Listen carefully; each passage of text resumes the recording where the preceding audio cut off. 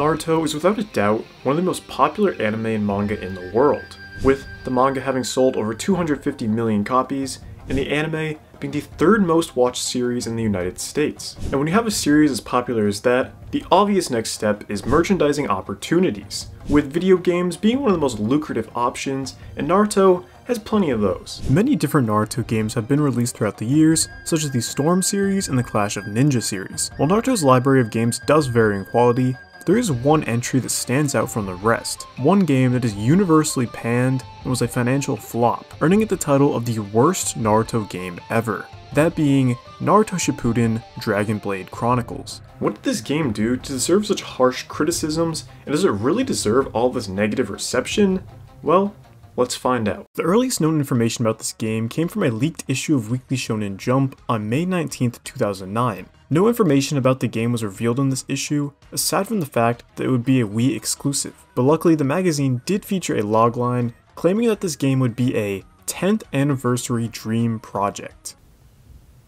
From there, the history gets fuzzy as the game would release that same year on November 26th, 2009, but only in Japan. The West would have to wait almost a year until November 16th, 2010 for the game to officially release in the United States. But before its release, we would get an official trailer as well as a gameplay trailer, with neither of them looking too promising. However, we would additionally get advertisements for other available Naruto merchandise. Good to know where Atlus's priorities lie. And yes, Atlus would be the distributor of this game in America. You may know them as the developers behind hit games like the Persona series, but in this case, we're talking specifically about Atlus USA, or as they are now known as, Atlus West. This is the USA specific division based in California and simply publishes games. And this is what Atlus's Vice President of Sales and Marketing had to say about Dragon Blade Chronicles. For sure, fans will have Naruto Shippuden on their holiday wish lists as they do every year. And we're happy to bring them not only the games, but also exciting bonus offers at retailers such as Amazon.com, Amazon.ca, Best Buy, EB Games Canada, GameStop, and Toys R Us. You know, I'm starting to think that this game might just be a cash grab, but I don't want to assume. Our developer would be Eighting, who had worked on previous Naruto games such as the Clash of Ninja series. The game would also be published by Tomy, who had worked with Eighting before on a number of their previous Naruto games. I know I'm making a big fuss about the distributor, which really doesn't matter because they don't actually have any say in the development of the game itself, but I do want to point out that its constant advertising of other merchandise is foreshadowing of what was to come. After our year-long wait, Dragon Blade Chronicles finally released to an overwhelmingly negative reception. Almost every review at the time was negative. IGN gave it a 5.5 out of 10, Nintendo World Report gave it a 3 out of 10, GameSpot a 3.5 out of 10, and Games Radar Plus a 2 out of 5. And this sentiment didn't fade over time, as it is still called out by fans to this day as being a bad game, as well as currently holding a 38 critic score and a 3.3 user score on Metacritic. And it seems like a strong push for other merchandising sales from Atlus was indicative of the final product, as many would cite the game as a quick cash grab. In addition to an overall feeling of stinginess, reviewers and players would also call out other issues such as repetitive and mindless gameplay, a convoluted and boring story, and a lackluster multiplayer mode. But it wasn't all negatives, as many reviewers would point to the positives of this game, such as the character designs and the... oh, that was about it. Well, this game's not going to play itself. It actually kind of does. The story mode is the main game mode, and man is it boring. It features an original story set during the Itachi Pursuit mission arc of Shippuden. I always appreciate original stories in anime games as opposed to simply retelling the source material's story, but in this case, the original story just does not work for a game. The story feels as if it were written for one of those filler side movies, as it features a number of unique characters and mechanics. The main conflict revolves around a new villain named Kuroma Tatsushiro, who is attempting to use the power of the Genryu, which are legendary elemental dragons, to destroy the world. There are two parts to this story, each putting you in control of a different character, either Naruto or Sasuke. Naruto's story follows Naruto, along with a group of additional ninja, being tasked by Kuroma's sister, Akari, to travel to Mount Koryu, where the dragons are sealed, and defeat Kuroma before he can unleash their power. It just so happens that this Mount Koryu messes with a ninja's chakra control for some reason, so now all of the characters have to wear special outfits, and Naruto has access to a new arsenal of jutsu, which I'll cover later as we discuss gameplay. As for Sasuke's part of the story, he, along with the Hebi, are attempting to track down Itachi, but end up stumbling along the Genryu at Mount Koryu, as the Akatsuki are trying to capture the Genryu and use their power to further their goals. The main problem with the story is that there's just so much exposition that half of the game is just watching cutscenes. I kid you not, for the first 40 minutes of the game, there are 3 tutorial fights, and the rest of the time is spent watching cutscenes. And these cutscenes are both boring from a visual standpoint and a writing standpoint. The dialogue is just endless exposition. It explains what the Genryu are, and how they present every damage cannons.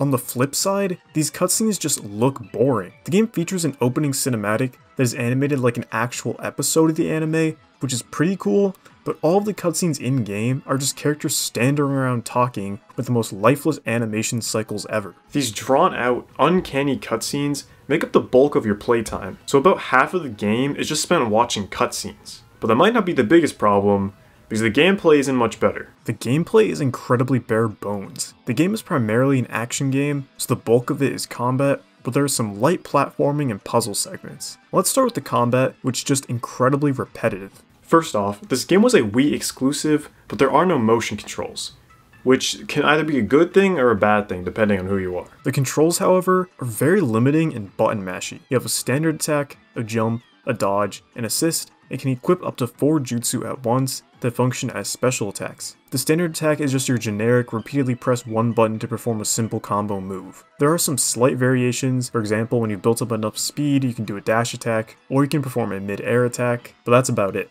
The available assist changes throughout the story, depending on where you are in the plot. You can only have one assist at a time, and cannot manually choose who it is. The assists have their own cooldown, and when used, will execute a different powerful move, depending on what character it is. The only room for experimentation when it comes to this combat is with the jutsu. You see, because the plot says that Mount Koryu messes with chakra, the in-universe way to perform jutsu is with scrolls, which means that Naruto can use a variety of jutsu that he's never used in the anime before, such as Mud Wall or Fireball. You have 4 jutsu slots, and you can equip any combination of jutsu that you want. You'll come across and unlock more jutsu as you progress through the game. Using a jutsu will use up a portion of your chakra meter, which will refill over time. None of these moves, the basic attacks or the jutsu, feel responsive or have any weight to them. The controls are very clunky as it's difficult to even properly target enemies, sometimes you'll just completely miss. And it doesn't help that some of these moves are so stiff, such as the dash attack. But at the end of the day, you can really get by with just spamming your standard attack. There is no skill and no thought required. You basically just press one button for every single combat situation. The rest of the gameplay is no better. The platforming sections, if you can even call them that, are stupid easy. Same with the puzzles, again if you can even call them that. I feel like I'm being very generous even including them as parts of the gameplay, because the bulk of it is just the combat, which again, is shallow and repetitive.